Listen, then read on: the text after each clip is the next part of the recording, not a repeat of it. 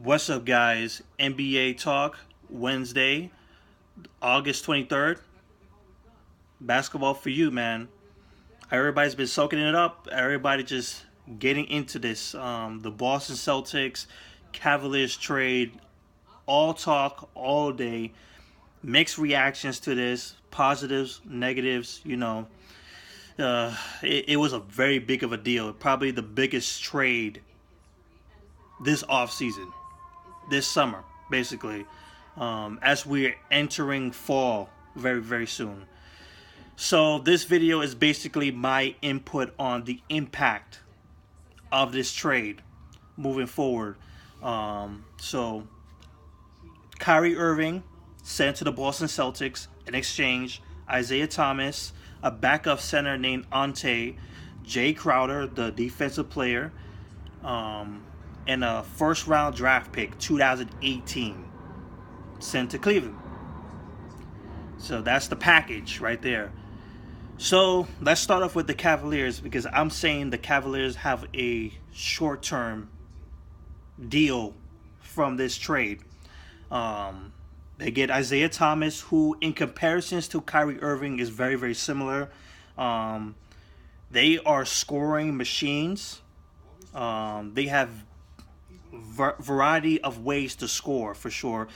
Isaiah Thomas is one of the most clutchest players of last season, which is absolutely great because they were calling him the king of the clutch, king of the fourth quarter for a reason. He carried the Boston Celtics a good amount of carry to the Eastern Conference to face the Cavaliers last year. So that's a good plus. They won't have to sacrifice that much. Isaiah Thomas averaged more points than Kyrie Irving, 28 points, I believe, which is also a plus. So that's Isaiah Thomas. Then you got Jay Crowder, defensive player who also can shoot the three ball, which is absolutely a plus. They need a defensive player because they absolutely suck on defense. They got a backup center, which is quite nice. You need someone to help out Tristan Thompson a lot because they haven't had a backup since Timothy Mozgov. That's that quality. Even though he didn't do so much, he did better than the year after actually. And then you have a first round draft pick, which they might end up using in a trade moving forward, because I don't think this team is going to stay long term.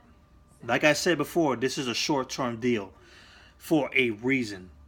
For instance, I still don't believe LeBron James is going to stay in Cleveland after this season. I think he's going to be gone. There's no real evidence that he's going to stay. This was an effort to please LeBron James. I don't think this is going to please him, even though they also got other players too. They got Jose Calderon from the offseason, a good backup point guard, veteran. You got Jeff Green, who is no scrub. Definitely not a scrub. Check out his Boston days.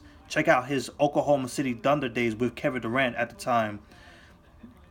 Derrick Rose, the backup point guard possibly for Isaiah Thomas. He's no scrub either.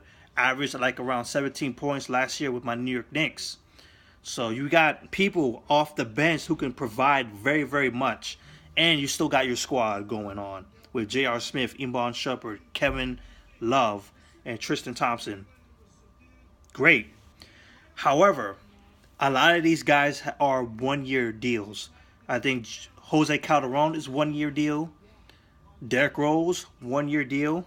Isaiah Thomas's contract expires after this season. I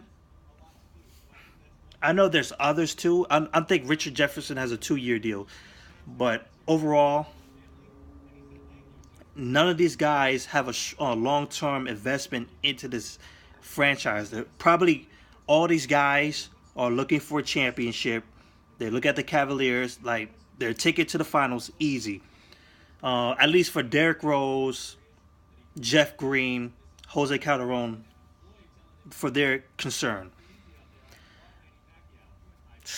It's still a problem. Short term, they are most likely going to go to a NBA Finals to face the Warriors, possibly.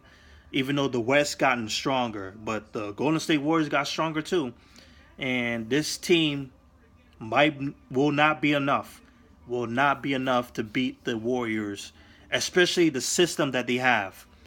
Um, Moving forward, I don't think they're going to sign Isaiah Thomas.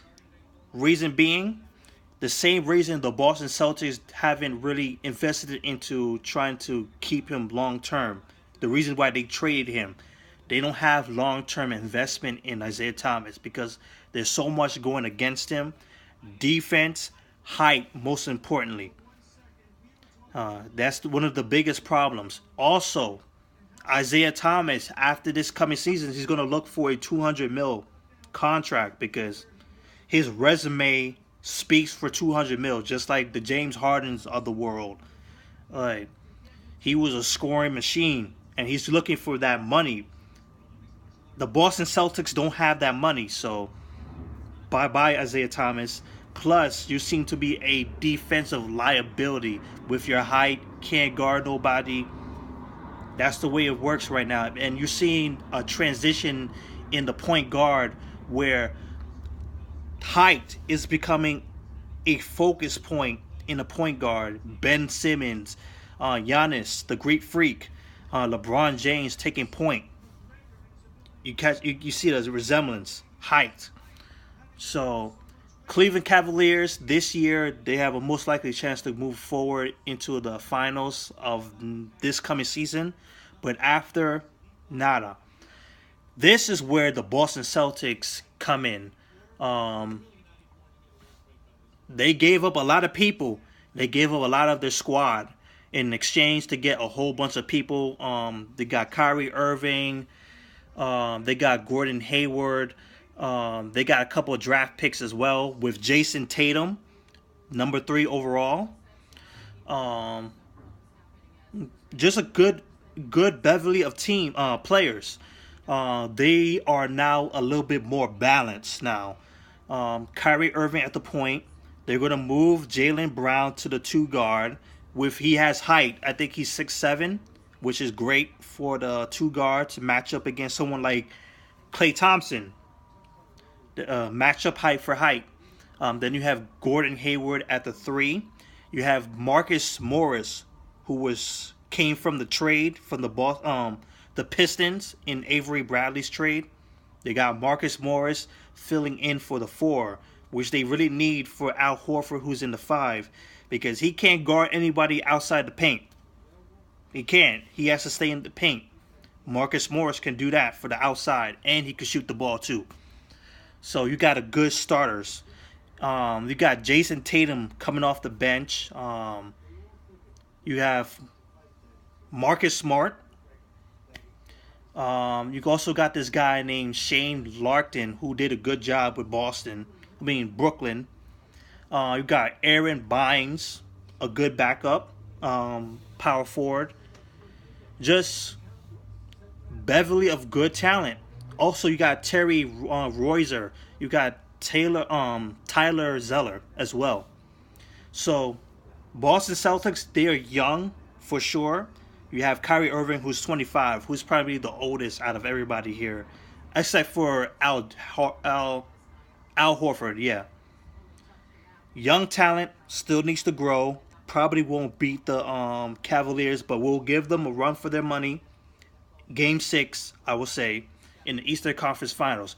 But moving forward, the Boston Celtics is going to be their division, is going to be their conference, especially when LeBron James leaves the Cavaliers. I do not believe he's going to stay. There is no evidence that you can show me that he's staying.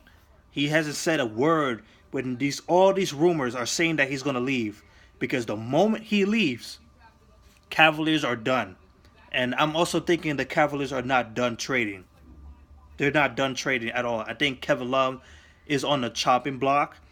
Iman Shumpert, J.R. Smith, all those guys are in the chopping block. Boston Celtics, they have their future. Jason Tatum, Jaylen Brown, Kyrie Irving, who has stated that he might end up staying with the Boston Celtics, signing long term. Great. Very great. They got something long term for them. So that's it. That's my analysis. Short term Cavaliers for this finals to go back to for a fourth straight time. Long term, Boston Celtics take over the conference, most likely to go to the finals next. So, peace out, guys.